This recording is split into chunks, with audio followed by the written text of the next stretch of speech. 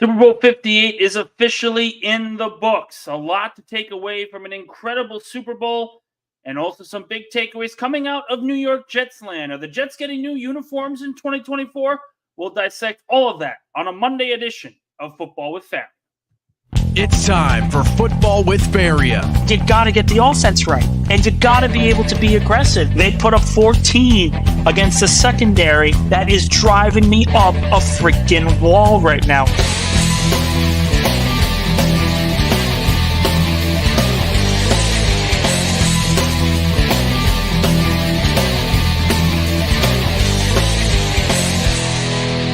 Now here's your host, Nick Faria. All right, welcome in. Monday edition, post-Super Bowl edition of Football with Faria. For those of you watching for the first time, welcome. For those coming back, thank you. Like, subscribe, click the buttons below on YouTube. All of that will be appreciated as we continue on this show. We're currently in our first full month of this show, so very excited to bring all of you some of the latest news and notes surrounding the National Football League. And the big news was yesterday, Super Bowl 58. Kansas City Chiefs win their third title in 5 years, a 25-22 overtime victory over the San Francisco 49ers, a game that a lot of people were kind of weirded out by. And I was sitting here, I had a Super Bowl party with a few of my buddies, and for a good 75 to 80% of that Super Bowl, I was saying this was a horrific Super Bowl that was only close due to the stupidity of each team. And you don't normally expect that. You talk about last year's Super Bowl, Eagles and Chiefs, that was really back and forth. Both teams were making big-time plays. There was adjustments. The defenses were adjusting. There were some mistakes as well, some big-time mistakes. But those were big-time plays. Not dumb mistakes, just big-time plays. You didn't really get that here in this Super Bowl on Sunday. It was more really stupidity. You have a 50-yard completion from Patrick Mahomes to Mecole Hardman. We'll get to Mecole Hardman in a little bit, Jets fans. But we have that big completion, and what do the Chiefs do right away? Well, they run an end around for Isaiah Pacheco, who fumbles. You have the 49ers, who dominated that game for a good 45 minutes. They dominated that game for 45 minutes. And then they just stopped doing what worked. And it's the Kyle Shanahan mold. We're going to dissect Kyle Shanahan's legacy later on in this program. Again, Football with Faria, thank you all for tuning in. You guys have any comments, questions, concerns, feel free to get in the chat. We'll answer all your questions throughout the show.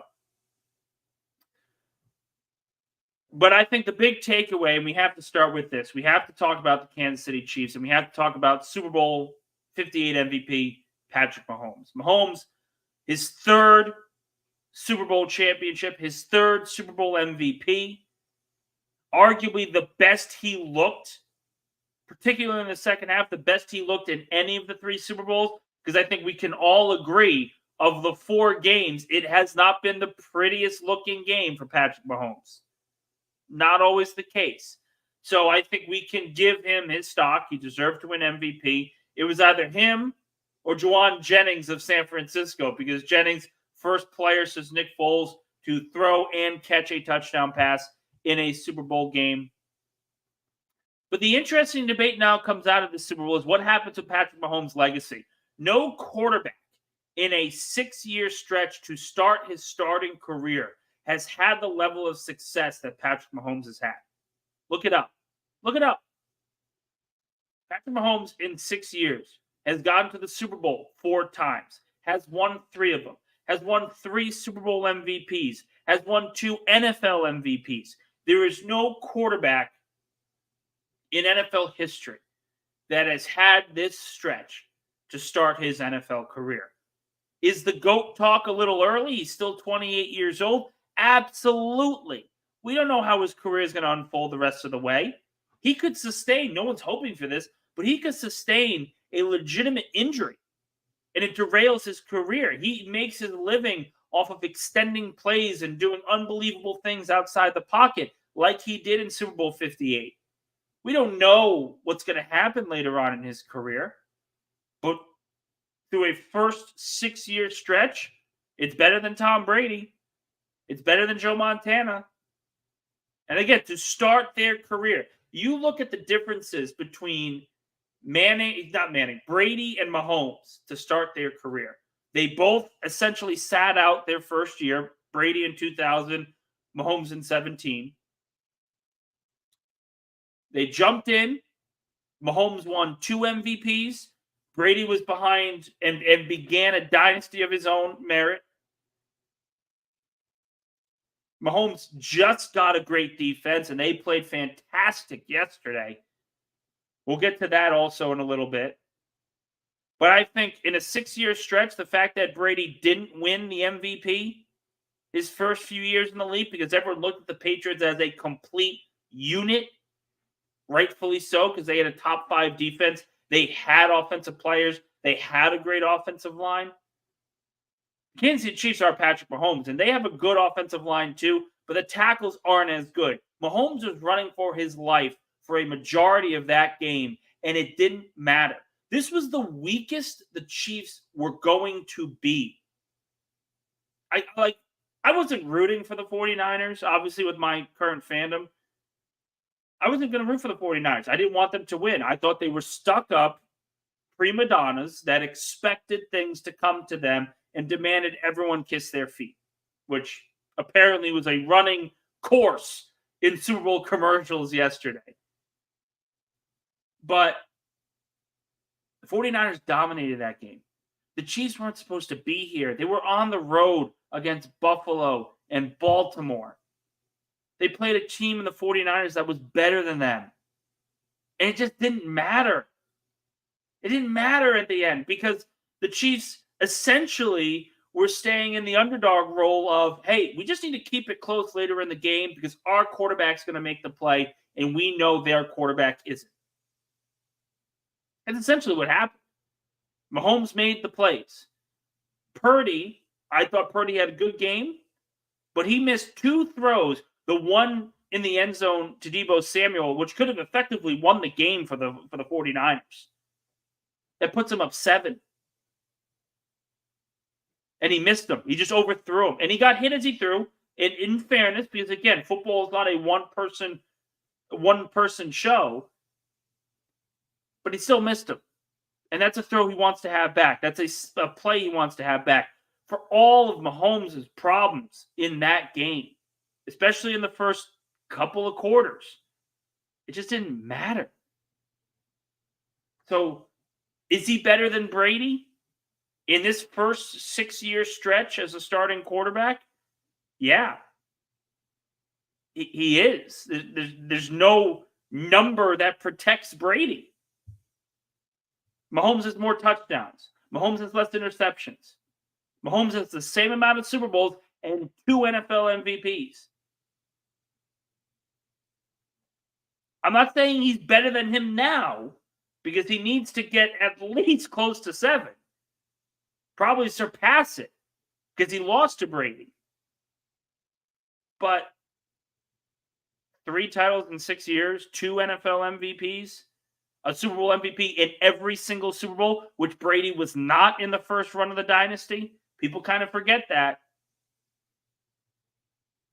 I think there's merit to it. I think there's a legitimate conversation to say that Patrick Mahomes right now obviously is the best quarterback in football, but it's on the precipice of becoming the greatest of all time. Still early. He needs to continue to play at this level. But the Chiefs' defense is still, the secondary is still elite. Trent McDuffie, if Mahomes wasn't going to win MVP last night, I think Trent McDuffie made a point that he could have easily have been there. Because he was phenomenal in that game. L'Jarius Sneed was phenomenal in that game. The secondary was awesome, and it didn't matter. Listen, the 49ers were running down the Chiefs' throats. The 49ers were doing what the Eagles didn't do in Super Bowl 57. Super Bowl 57 for Philadelphia was more about Jalen Hurts outplaying everybody. He was the star of that game. It just so happened that he didn't get the ball last. This game was more to do with coaching and the brilliance of Mahomes than anything else. Because, and this is, I want to transition here to my next topic. You guys let me know what you think about this. Where do you put Mahomes on the all-time legacy? I think he's clearly top 10 all-time now at the age of 28, which is ridiculous. But 3 titles, 6-year stretch, two MVPs, 3 Super Bowl MVPs. Yeah, the argument's kind of there. Certainly top 5. He's certainly beginning to eclipse Peyton. Peyton doesn't have these records. It's certainly look at the numbers. Look at the numbers. You may think that it's crazy. Look at what he's done in this 6-year stretch. I don't like it any more than you do. He beat the Eagles in the Super Bowl. It's misery for me. But it's clear as day. But let's also be fair, because as impressive as Mahomes was in that Super Bowl, Kyle Shanahan blew it again. This guy, for a team that has so much swagger, for a team that is as dominant as they can be, that was an ultimate choke job by the 49er coaching staff. I don't even want to blame the defense. The defense did their part. They did what they were supposed to do. 19 points they gave up in regulation. 19 against Mahomes. That is all you can ask for. That is all you should ask for in the modern NFL of your elite defense. I say it all the time with the Jets. When the Jets defense gives up 20 points, they should win those games. There's no excuse not to, and the defense gets a complete pass in that game. Kyle Shanahan saw Christian McCaffrey total close to 150 yards of offense and ran the ball twice in the third quarter. Twice. Kyle Shanahan was the reason why the 49ers lost that Super Bowl. And we could say, oh, there were holding calls that were missed. And, well, you can't blame Shanahan for McCaffrey fumbling and all this other stuff. And think about the muffed punt and, all this other stuff. Blah, blah, blah, blah, blah, blah, blah. The 49ers dominated that football game for 3.5 quarters. We were the better team for 3.5 quarters, and it didn't matter because their head coach refused to do what he actually is supposed to do when he's got a lead, and that's run the football. Plain and simple. We got a call in from Johnny. Johnny, welcome into the show. You got a comment for me? Yeah, what's going on, man? Dude, what a crazy game that was yesterday, man. They forgot to run the ball. Do you think that was a good Super Bowl? I think the second half was a good Super Bowl. I think I liked it because it was very defensive, right? So, and I'm all about defense. You know, I love games that are like 3-0, 2-0. Give me 2-0, I'll take them. I just think that the 49ers beat the 49ers. Like, they beat themselves. Yeah. I really feel like if CMC, I mean, I don't even know what the average was. I think he was averaging like almost 4 yards a carry or something, and they just went completely away from it. Very similar to a Marshawn Lynch is from that time in the Super Bowl where feed the hot hand, you know, and why go away from that with the recipe to go ahead and win? You know, what was it? They gave him the ball back. They gave Casey the ball back with a minute and minute and a half, something like that. They had plenty of time to go down the field. But this is kind of what I wanted to bring up, though, because you mentioned you like defensive Super Bowls. I like them too. I would prefer defensive standoffs, but the one problem I had with that game was, to me, it wasn't about what the defenses were doing well. It was how moronic the offenses were at times. You have the Chiefs running wide receiver screens to start the game, which made no freaking sense to me. You had the 49ers who would drive down the field running the ball and then throw 3 passes into the end zone when they got into the red zone, and the drive promptly stalled.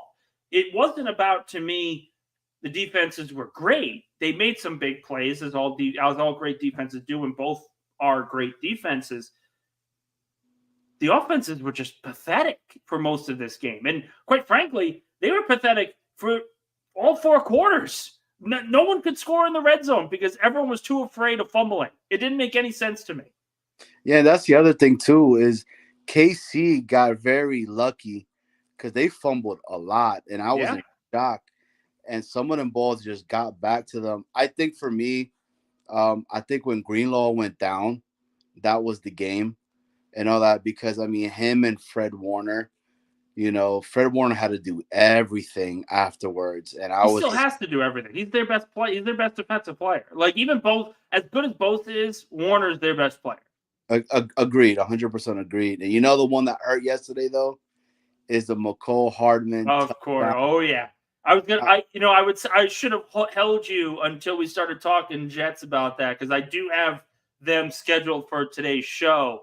But yeah, McCole Hardman makes the play, and obviously there's some people making fun of the Jets and whatnot and all that other stuff. The one thing that I will ask you very quick before I let you go, Kyle Shanahan, offensive genius or overrated bum? the extremes of both sides, of course, the extremes of both sides. But for a head coach and offensive coordinator who's blown a 28-3 lead, a 20-10 lead, and a 10-0 lead in 3 Super Bowls that he's been in, what does that say for his legacy to you? You've said it. I mean, at that point, you start to questioning a lot of his calls, right? I'm like, what is he doing? For me, it goes, why did you go away from CMC? He was not getting the ball in the 3rd quarter. So, overrated, I guess, at this point, right? Because he has nothing. I mean, I think the accolades is what makes a coach, right? So without having that Super Bowl, for me at least, it is what it is. I felt bad, man, for all the Niner fans too, but I don't. That's the difference between him and Andy Reid. Andy Reid was given that chance. He made that corn dog play or whatever it was called. Game over. And that was it. I mean, that's the difference between Kyle Shanahan and Andy Reid of having a genius to where Kyle Shanahan's an overrated individual. So that's my take on that. Appreciate the call, Johnny. Appreciate it. And guys, remember, if you guys want to call in, the link in the description on YouTube down below. We appreciate any conversations, any comments you want to make, anything, any ideas you feel can improve the show. But I do agree with Johnny in that, listen, Kyle Shanahan is considered this offensive mastermind, and him and Sean McVay are guys that have transformed the National Football League into what it is with these stretch zone runs and these concepts of getting mediocre quarterbacks to play really, really well by surrounding them with ultimate talent. And we've kind of learned that talent has a shelf life, particularly in that Super Bowl, because when you're a head coach that gets away from what works from you time and time again, it tells me you're overrated. And maybe the conversations of best coach, great offensive mind, maybe that's a little overdone. We talk about, I'll throw this out here. No one will want to bring this comparison. Nick Sirianni, head coach of the Philadelphia Eagles. He's been to the playoffs every single year he's been a head coach. What is his outlook in the National Football League right now? People consider him a bum, an overrated guy who's just a sideline cheerleader. He's led his team to the playoffs 3 straight years. He got to the Super Bowl, lost to Mahomes, but has been in the playoffs all 3 years, has finished above 500 all 3 years. He's been a head coach. And he's considered a bum because, well, they had a collapse down the stretch. Even though the 49ers should not have even been in this Super Bowl, if we're being quite frank. Shanahan was outcoached in every single playoff game this year. He was outcoached by Andy Reid and Steve Spagnuolo. I'll just highlight Steve Spagnuolo because Spags was phenomenal in that game. And it wasn't Andy Reid that was outcoaching him. It was Spags. Spags outcoached Sean McVay. Dan Campbell outcoached Sean McVay. Joe Barry, who Packer fans were kicking out the door, outcoached Kyle Shanahan, excuse me. I say Sean, they're synonymous with each other. McVay has the Super Bowl because they traded for Matthew Stafford. The only difference is Kyle Shanahan's had the better roster and can't win because he gets in his team's way every single time. The biggest takeaway of that Super Bowl to me is, one, Patrick Mahomes is the best quarterback in football and has the best 6-year run to start a career that anyone has had. And number two, Kyle Shanahan, we are overrating his effectiveness as a head coach because we have seen his offense without a quarterback. Without a quarterback. And they've gone 6-10, 3-13. They are a team very similar to Philadelphia, where people are saying, well, the head coach can't get credit because the roster around him is so elite.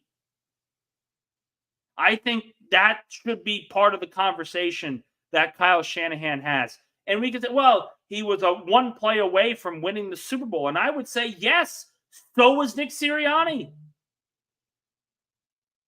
They are literally synonymous.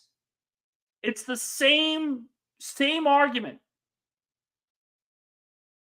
Sirianni's offense looked great in last year's Super Bowl. Everyone says that it was more with more Jalen Hurts and Shane Steichen than Sirianni.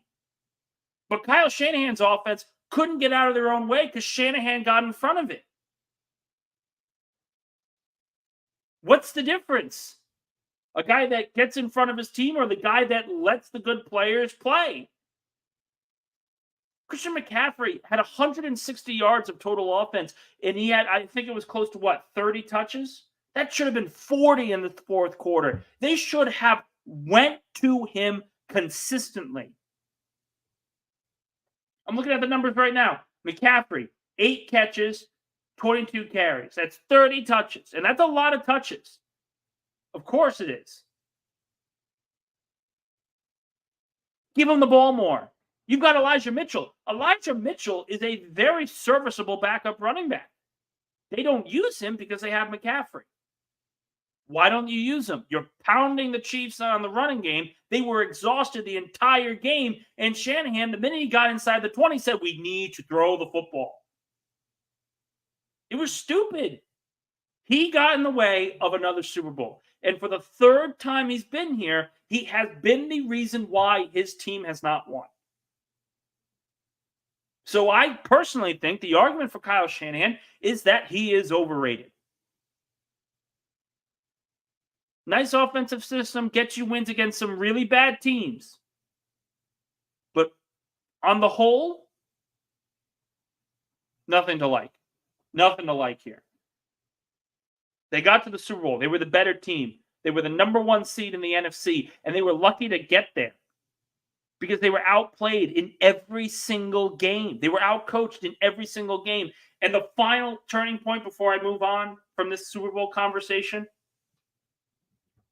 the overtime rule. I had no idea it was a thing. Kyle Shanahan and his team had no idea it was a thing. You know who did? Andy Reid and the Kansas City Chiefs. You want to know why the Chiefs are celebrating their 3rd title in 5 years? It's because Andy Reid is a Hall of Fame head coach. Kyle Shanahan right now isn't. Andy Reid had his team prepared for every single scenario. Every single one. If the game goes in overtime, if it goes into double overtime, if we're in this situation, if we're in that situation. They looked like they were coming apart in the first half, the Kansas City Chiefs were. They looked like an absolute dysfunctional mess. You had Travis Kelce screaming at him. You had Mahomes pointing fingers at everybody. You had the offensive line that was just bad. They looked completely out of sync, and they still won the game. And it wasn't just because of Mahomes, even though he will get, and rightfully so, get more credit. But Andy Reid kept that team together and turned it around really quick. Kyle Shanahan didn't have his team prepared. They were too busy complaining about the practice field the week before the Super Bowl than anything else. Because the one thing that we know about the 49ers is they will complain no matter what happens. No matter what happens. Get a nice comment here from Dan, the Jets fan. If the Lions were in that same scenario in overtime, Campbell would have went for a surprise onside kick to start, which in retrospect could actually work in the playoffs now because you can give up a touchdown. I wouldn't be surprised. Listen, I wouldn't be surprised if Campbell does it. Campbell does not get a pass. He doesn't get a pass because in reality, he outcoached Kyle Shanahan, and then he made the dumbest decision I've ever seen in a playoff game in my life that cost the Lions a Super Bowl berth. It cost them a Super Bowl berth. Campbell doesn't get a pass from me. Just because he outcoached Kyle Shanahan means nothing because you gifted him a Super Bowl appearance. Don't blame the players, blame the coaching staff who down 3 decided to go for it instead of going for a tie with 4 minutes to go. Trust your team. It was just ridiculous. But I do want to continue. Again, Football with Faria. You guys got comments, calls. The link in the description on YouTube down below will get you to this little streaming channel I have. I'm going to try to get to all your questions in a little bit. But the one thing outside the Super Bowl that we learned is that there are new uniforms coming for the New York Jets. Yay! And how about the timing of it? So Kansas City wins the Super Bowl. McCole Hardman catches the game-winning touchdown pass. Who was with the Jets for 3-4 weeks in the regular season, and the Jets just didn't use him for reasons. I still didn't get it. Nathaniel Hackett's answer, I was in those rooms when Nathaniel Hackett gave those answers, and I never understood it. And the answer was, we need more plays. We need more plays. We need more plays. And we would simply say, well, if you need more plays, then why don't you call a play for him and maybe see if you can get more plays for everybody else? So anyway, outside of the stressful part of reporting and everything, I'm sure everyone is lovely and happy to hear that argument. But after that, Woody Johnson comes out and says, hey, we're getting new uniforms. Get ready. You guys like that announcement? I thought it was incredibly dumb. I have no problem with the jersey change. 5 minutes after the Super Bowl, you're making that announcement? Like, what are we doing? What are we doing here? Football season's over. Everyone's getting ready for the combine. You don't need to be the center of attention right now. It's something Jerry Jones would do, honestly. It's something Jerry would do and be like, hey, we're going to hire Mike Zimmer, and we're going to announce it the day of the Super Bowl, an hour before kickoff, and that's all anyone's going to talk about. Of course, no one's going to talk about a uniform change for a team that is, 27-52 in the last 4 or 5 years? But the Jets are getting a new uniform. Jets fans in the comments, let me know what uniform do you guys want to see. Again, I am not a Jets fan. I just cover the team.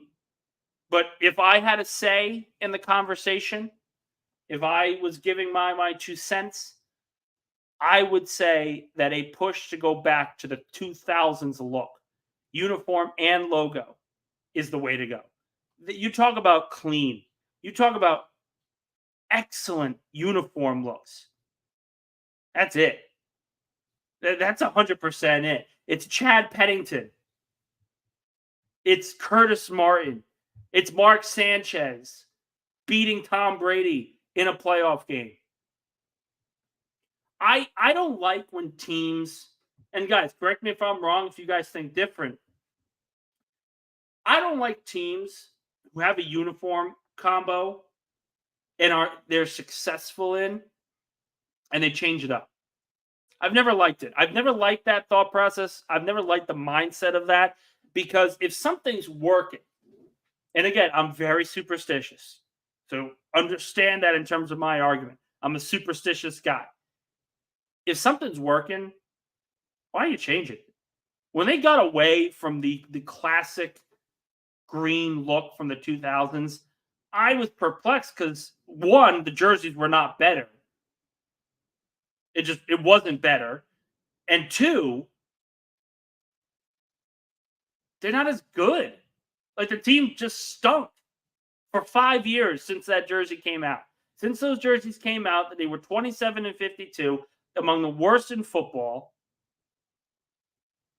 So when I look at this argument and I say, okay, do you want the 70s and 80s look or do you want the 2000s look? The 2000s is the way to go. I grew up, obviously, in New England. I grew up an Eagles fan. I never want to see another uniform other than the midnight green because that's what I grew up with. That's what I'm comfortable with. That's where they've been good all this time. The Eagles in midnight green have never been as successful when they were in the Kelly green. That's why I didn't like it. With the Jets, you have to go back to the 2000s look. You think about it. Even with Testaverde, you get to the AFC title game in those uniforms. What happens? You make the playoffs with Herman Edwards. What, two out of 3 years? Win a playoff game. You shut out Peyton Manning. You beat Drew Brees. You beat Tom Brady. You beat Peyton again. You've had success. Go back to what works. I think the easiest way to go, if you're the Jets, is say, hey, it didn't work. Everyone hated them. I get it. Let's go back to what worked. The 2000s look, ground and pound with Aaron Rodgers at quarterback. Makes the most sense to me. Makes the most sense to me. We got a caller on here from Connor. Hey, Connor, how's everything going? Hey, Nick, how are you? Good, good. Well, what are your thoughts on this uniform change? Do you think it's a good thing? The thing that I was upset about is the way he tweeted it out, like the second after the Super Bowl ended. Yeah, you came on this show, I think, a couple minutes too late because I said it was sorry. Stop, man. We all got lives. It's the one thing I said was it was very Jerry Jones-esque, where I agree. It was the, hey, we're not in the Super Bowl. We haven't been close in years. Let's make it about us right now. It's just, I never liked those things because, yeah, McCole Hardman catching the touchdown is going to sting, and the Jets are going to be the talk of the joke of the town once again. Mm-hmm. But how badly can you go with this uniform change? Like, everyone loved the legacy uniform. I wasn't really a huge fan of it because I thought the 2000s look was the cleanest. Yep.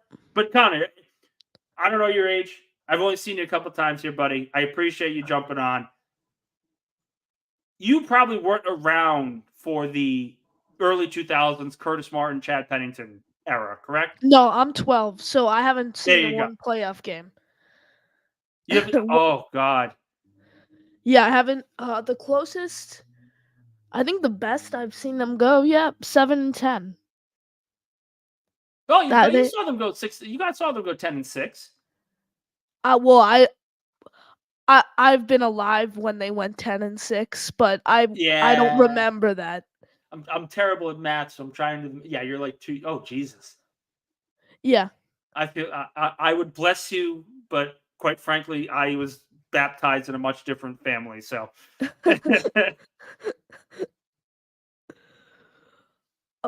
I mean, I just hope we can make a playoff run 2024 season because I think we need to win at least one playoff game for Saleh and Douglas to come back for 2025. Like, I don't think the wild card round is enough for this team. I would agree. I agree. I think the barometer for the Jets season is playoffs or everyone gets fired.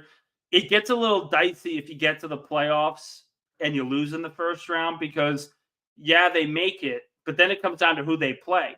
If the Chiefs come out there and are a wild card team and they're like, let's say the Chiefs are the 6th seed next year and the Jets win the division but are the 3 seed and you're in Patrick Mahomes' way and they lose to Patrick Mahomes.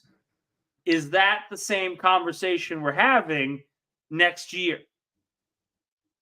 That's tough. I agree. I think it totally depends on who they play. Like, look, if we play, I'm making it up, maybe the Bills and we lose that game, we can't bring Saleh and Douglas back. You also have to look at Saleh and Douglas. So Joe Douglas can win his next 27 games as the Jets GM, and he still won't have a winning record. So that's a problem. You also have to take that into consideration. All right. I get it, Connor. I get it.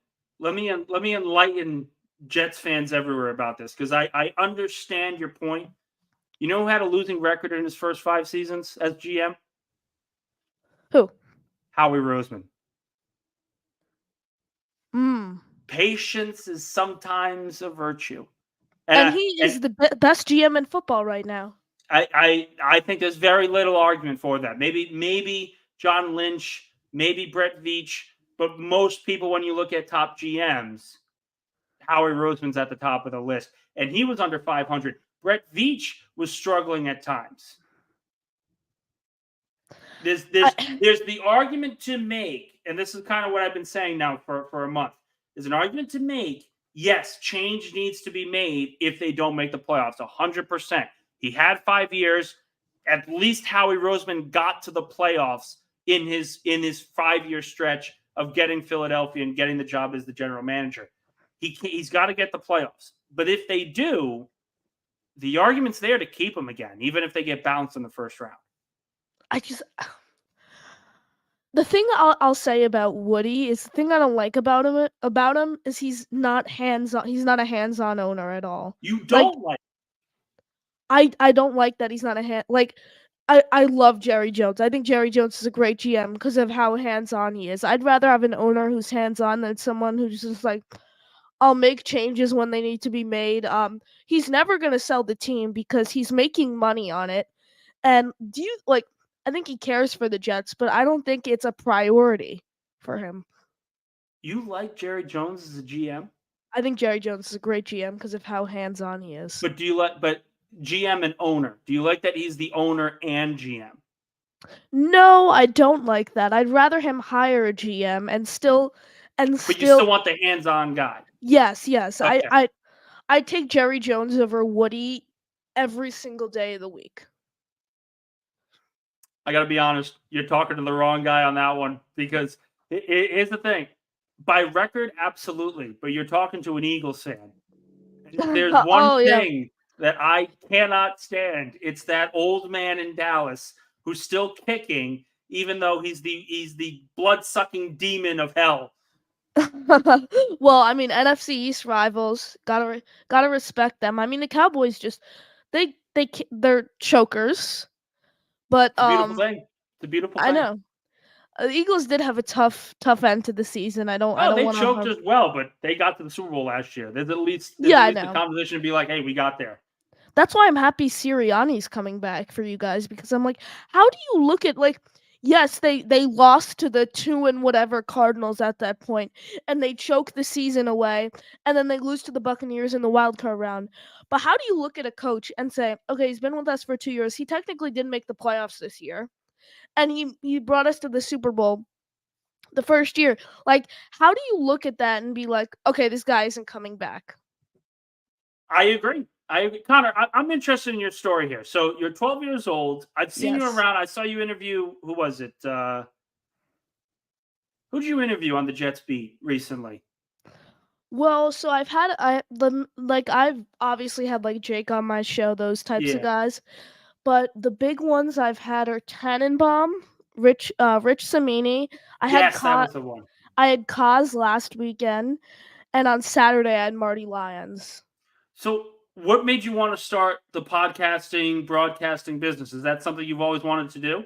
I've always been a diehard Jets fan, and then I started calling into the shows. Naturally. And then I basically started my own channel, and then that's how I'm here right now. That's awesome, dude. It's awesome. Thank you. Was it more just you got into it and it just sort of took off from there? No, I've had such a passion for the Jets, so I'm like, I want to share it with you guys.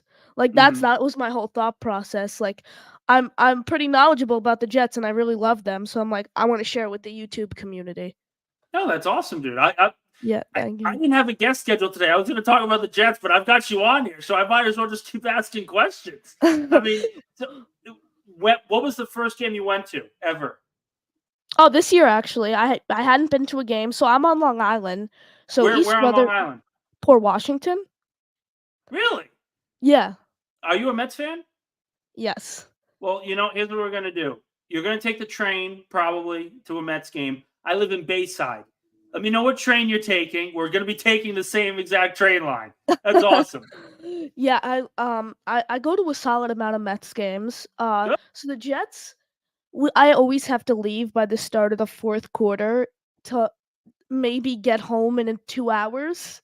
Yeah, of I mean, course. the traffic's Well, mom and dad, crazy. you're not driving. Mom and dad bring you to the Well, game.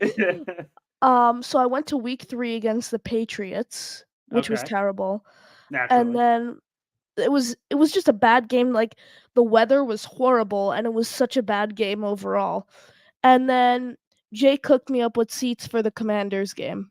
Awesome. Awesome. And that was a great game, too. You guys ended up winning that one. That's awesome. Oh, I wouldn't say great. Look, listen, a win is a win, right?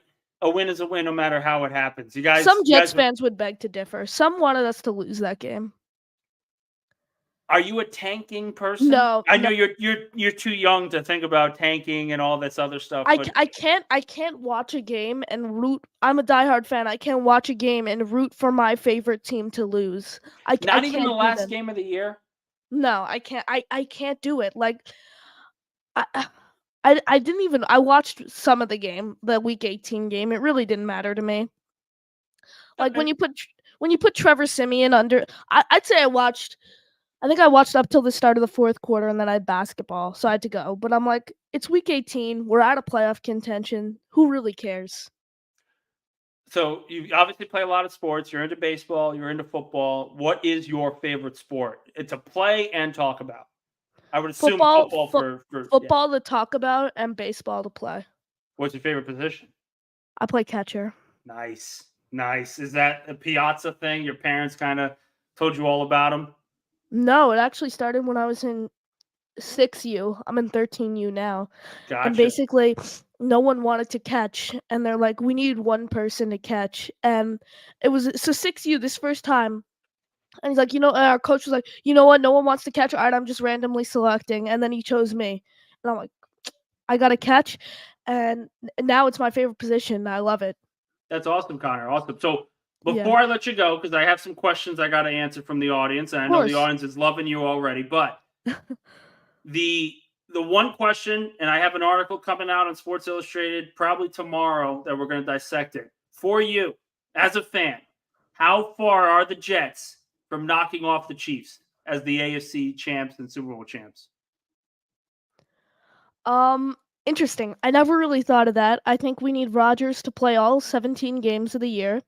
I think we need to bring in a very solid wide receiver too.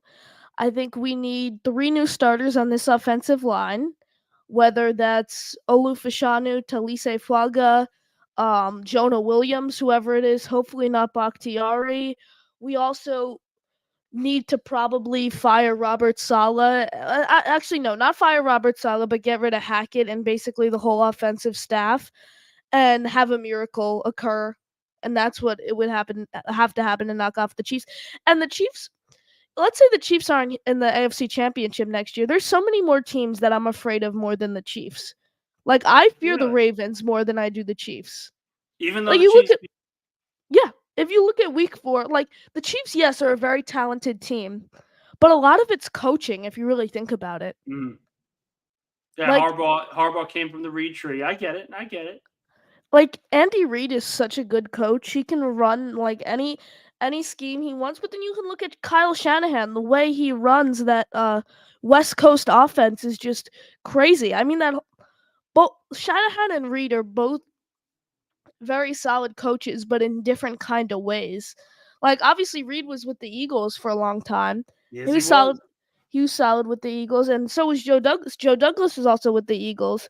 And one thing I always point out is Joe Douglas's pick with the Eagles, Andre Dillard, was leading the league in sacks along with Mekhi Becton, his other pick in New York. So, like, that just goes to show he doesn't really know much about offensive line. I'll ask you this though, because you mentioned Andre Dillard, and I'll give you that. Good research. What about Jordan Mailata? That was a great pick. I mean, that guy is just a stud. I mean, the whole Eagles offensive line, if you look at anyone but Andre Dillard, I mean, Lane Johnson, Jason Kelsey, Yeah. Jordan. I'm not gonna botch his last name. Jordan M. Everyone other than Andre Dillard, really, if you look at them, that offensive line is great. Like, could you imagine? Someone I always look at is Saquon Barkley. I'm like, that dude is so talented. Would you Could take you him with imagine? the second overall pick, though? That was the problem. That's where the Giants are stuck now. I agree, but if you put him behind, if he's running with that Eagles offensive line, he's gonna he had the potential to be one of the best. I mean, Hey, if you put Con, you know what? him, Thank you so much. You've given me my off-season crush to see my team sign. If Barkley signs with Philadelphia, I'm running out the door screaming at the top of my lungs. That would be beautiful. I wouldn't rule it out. I mean, Texans maybe too. I don't know. I think there's a lot of teams he's gonna look to go to.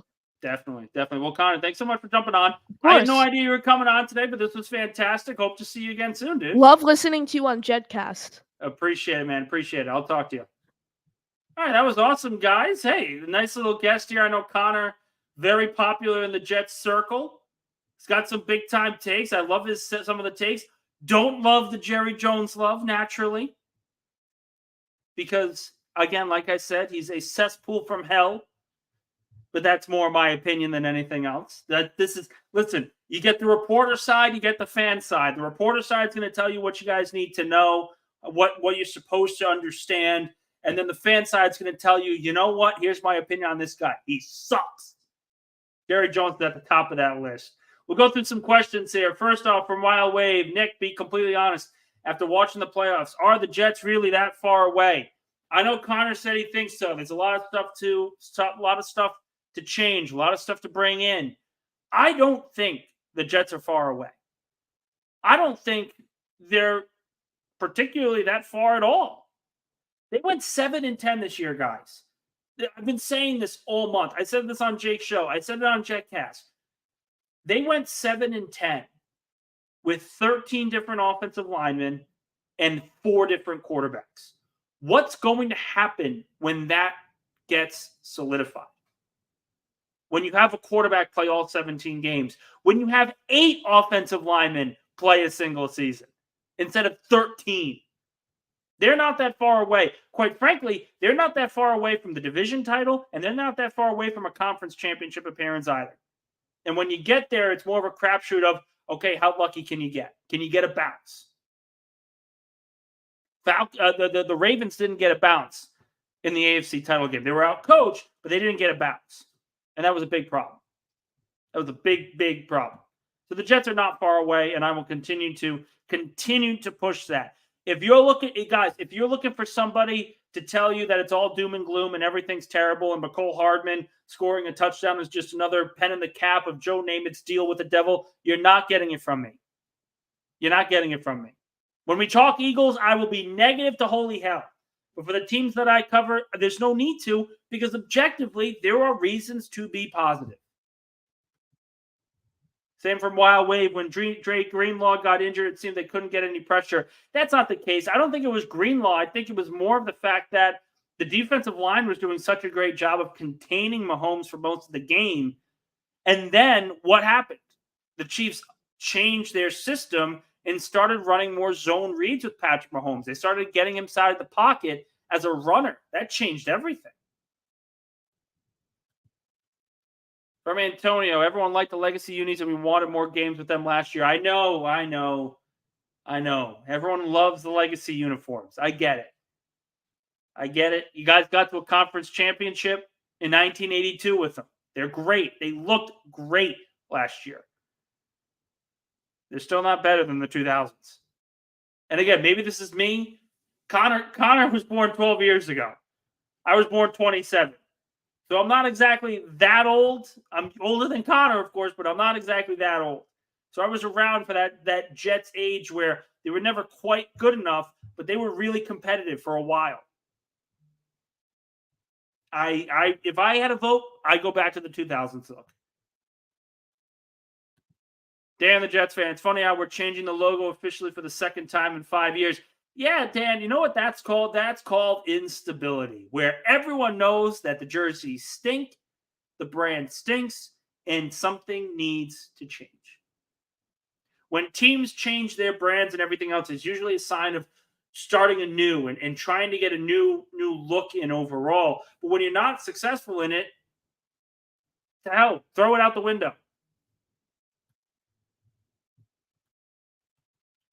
Antonio talking about Andy Reid, Philly dumped him. That's not what happened. Let's be objective here with Andy Reid. Okay? Before Patrick Mahomes got there were people in Kansas City willing to fire him because he couldn't get out of the second round, because he couldn't win with Alex Smith. He couldn't win the big game, and he couldn't get by Brady. Couldn't do it.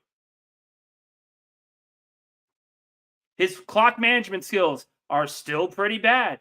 His in-game management, not always the greatest. He's an unbelievable play caller. Probably the best in NFL history. But there are some things that get in his way, still to this day. He has the best quarterback and the most talented quarterback in NFL history. That changes everything. It's not that Philly dumped him, because remember, when he got dumped in Philadelphia, what was Philadelphia's record? People want to talk about Philadelphia in that light of, oh, they fired Andy Reid, they did this, they did that. They went 4-12 that final year. They lost 8 of their last 9 games. You know, the same thing that Robert Saleh's been going through. When you look that bad down the stretch and everything goes to crap. And you could say, oh, well, he didn't have the quarterback and the team was hurt, and look at all the injuries the 2012 Eagles sustained. Except they didn't make the playoffs the year before. Remember the Dream Team? Yeah, that was with Andy Reid as well. He needed a change of scenery. The Eagles needed a change of scenery, and it's worked out for both sides. Philadelphia has a Super Bowl championship on their own merit. They beat Brady. Antonio with a clarification, talking about Howie. Well, Howie's still the GM, so yeah. Howie's still the GM. He's still there. So, and he's not getting fired anytime soon. He is as safe as any GM I have seen in any professional sport. In any professional sport.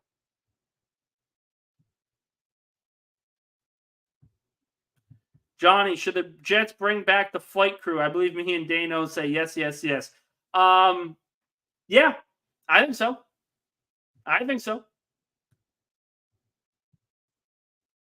I certainly think that's the case.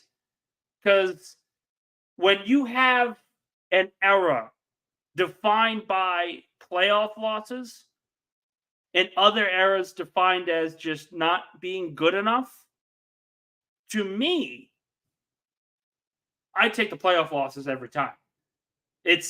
Jeff Pants are joking with me when Philadelphia got blown out by Tampa Bay, and I'm like, I just don't want to. I don't want to have him. I don't want to deal with a playoff loss like this ever again. I don't want to see my team lose in the Super Bowl in excruciating fashion. And most Jet fans are saying, "Hey, screw you, buddy," which naturally, of course, is the proper response. So, yes, they were successful in the early 2000s with Curtis, with Testaverde, with Chad Pennington, who I think to this day is one of the most underrated quarterbacks in NFL history. He beat Peyton Manning in a playoff game. He got to the playoffs. He's the only quarterback in the AFC East to win the division outside of Tom Brady in a 20-year span. Bingo. How much else do you need to say? He won it with the Dolphins when New York kicked him to the curb for Brett Favre, and he won in 2002.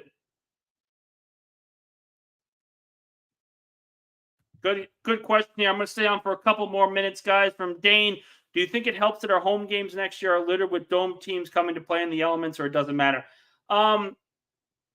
It's a great question.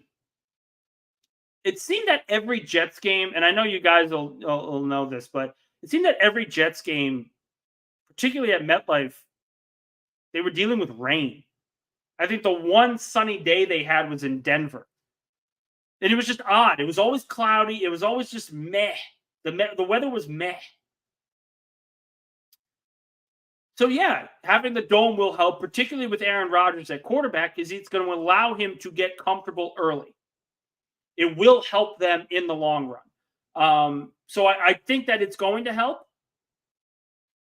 particularly playing those dome teams. And I know it's going to help them in the playoffs as well, because the Jets are going to have something. Listen, I see a comment here from Johnny saying they want to draft offensive line. They're going to draft an offensive lineman with the 10th pick.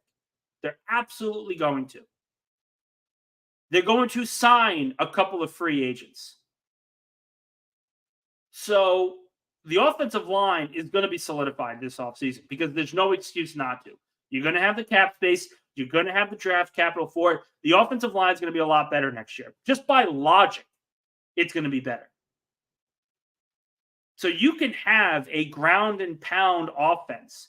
And this is why I say backup running back might be a sneaky need for the Jets. There's going to be a lot of really good players on the open market. Why not go bargain bin hunting?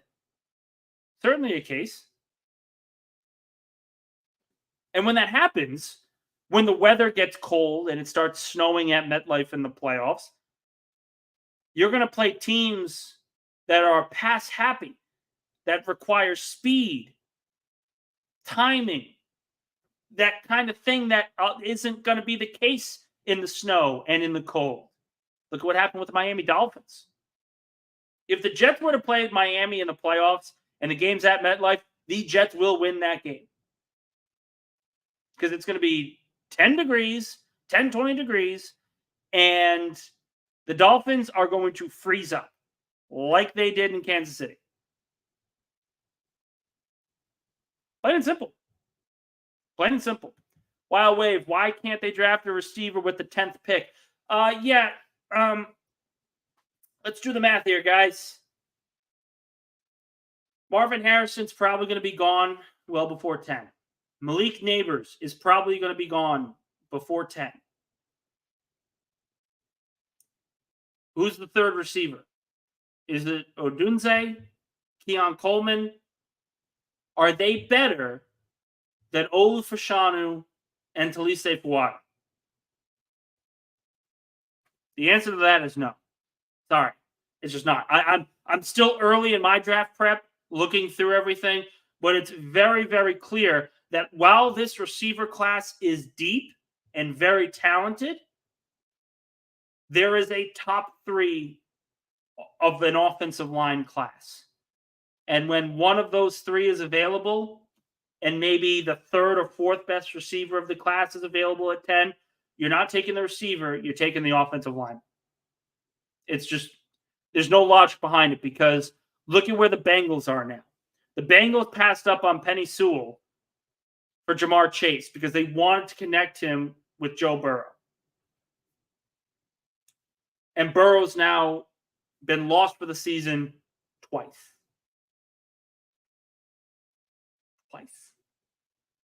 Offensive line play is important. And when you have a great prospect available, you have to take them. The issue with Joe Douglas and Mekhi Becton wasn't that they took a tackle with the 11th pick. It was that they took the wrong one. That was the problem. Another good question from Dane. I think this is one we're going to end off with here, guys. Any insight to Chuck Clark's stance on a possible do-over? I know that there's going to be some mutual conversations happening. The issue at hand is going to be the severity of the injury. Clark plays a position that is not of high value. Teams don't want to pay money for safeties. Safeties, linebackers, and running backs are now going the way of the dodo bird because of the modern offense. Clark is unfortunately in a position where he's coming off a major knee surgery. We don't know how good he's going to look next year. However, if we're talking about a 1-year deal and you're going to let Jordan Whitehead walk, I certainly think that's on the table. I wouldn't be surprised if Chuck Clark also tries to stay. It wouldn't surprise me, because I think he looks at the landscape of the NFL He looks at the money that he could potentially make in free agency, and then he looks at the consistency of the rest of the conference and looks at Aaron Rodgers and says, I need to be with a top quarterback. Wouldn't surprise me. I think Jordan Whitehead's gone. Trying to think. I think Whitehead's gone. A couple others are probably going to go. But that'll open the door for someone like Clark to come in on a veteran minimum, very low salary contract. And it's going to work out for them in the long run. You don't want to pay your safeties $15 million. You don't want to pay your linebackers $20 million. Because then you're going to have to lose on certain positions. The 49ers are going to learn a very hard truth this offseason because Brock Purdy is going to be up for a contract extension. And the 49ers are going to have to make a big-time decision here because if you pay Brock Purdy $55 million, you're kissing away some free agents. You're kissing away some of the players that made them elite. Whether it's McCaffrey, whether it's Debo, whether it's Fred Warner, Bosa, Ward, it's all going to be on the table. Especially when they have to especially when they have to pay Brock Purdy. Is this the case? Great question here from Dane. We're going to wrap it up here on this Monday evening. Great questions. Guys calling in, thank you guys so much. For those of you that love the program, give a like, share, comment on YouTube. We'll be on tomorrow. We're going to dissect some of the winners and losers of the last few weeks, some of the coaching changes, and any other breaking news and notes that happen across the National Football League. So for those of you that have watched, thank you guys so much for joining in, and we will see you all tomorrow.